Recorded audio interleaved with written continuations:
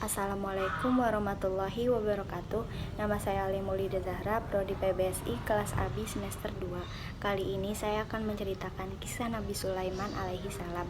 Nabi Sulaiman alaihi salam merupakan nabi yang ditunjuk oleh Allah Subhanahu wa taala untuk meneruskan risalah kenabian, untuk menyiarkan kepada umatnya di dunia. Ia memiliki mukjizat dapat berbicara dengan hewan. Sulaiman mewariskan tahta gelar raja di kerajaan Israel setelah ayahnya Nabi Daud wafat. Namun, menduduki gelar raja serta memimpin umat tidak serta-merta dengan mudah ia dapatkan.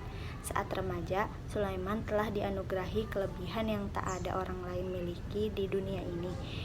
Ia tidak hanya diberi intelektualitasnya saja. Pada umur 11 tahun, Sulaiman memiliki ketajaman otak, kemampuan berpikir, dan ketelitian dalam mengambil suatu keputusan.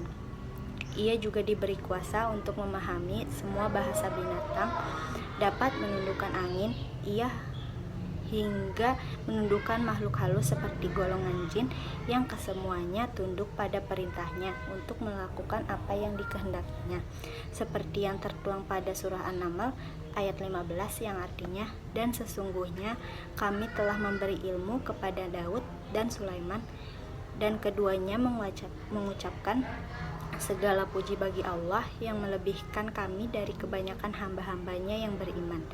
Dan surat Al-Anbiya ayat 81 yang berbunyi, dan telah kami tundukkan untuk Sulaiman angin yang sangat kencang tiupannya yang berhembus dengan perintahnya ke negeri yang kami telah memberkatinya, dan adalah kami maha mengetahui segala sesuatu.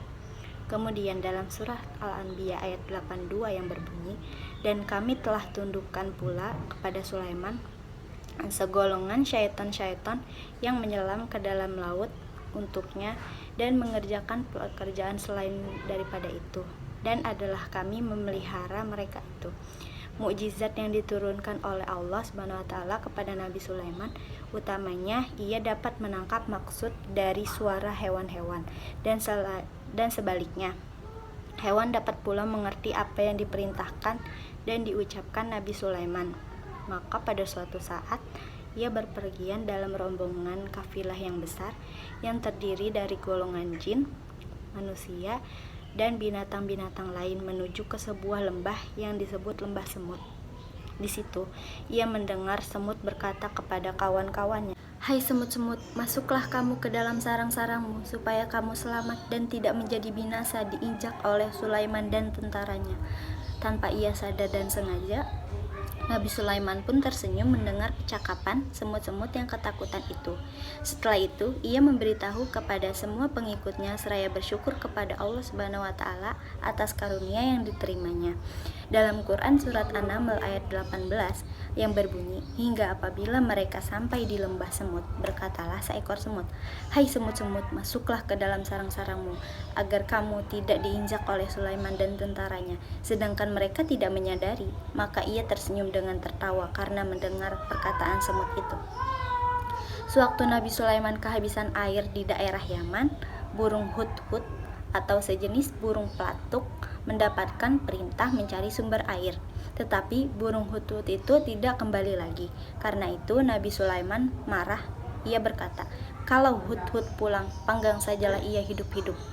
Baru saja Nabi Sulaiman berkata demikian, burung hudhud itu kembali datang. "Kemana saja engkau, hai hudhud?" tanya Nabi Sulaiman alaihi salam. Hudhud menjawab, "Maafkanlah ya Rasulullah, aku telah tersesat di daerah yang sangat jauh dari tempat ini. Di tempat tersebut diperintah oleh seorang putri Balqis, sedangkan kerajaannya bernama Saba."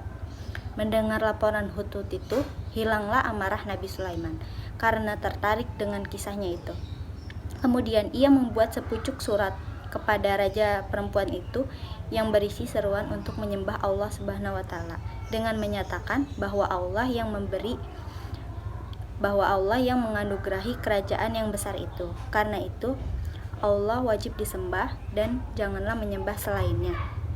Singkat cerita, Putri Balqis yang tadinya penyembah matahari pun menuruti perintah Nabi Sulaiman alaihissalam, menjadi umat yang tak lagi sesat hingga mau menjadi istri Nabi Sulaiman alaihissalam. Sekian, wassalamualaikum warahmatullahi wabarakatuh.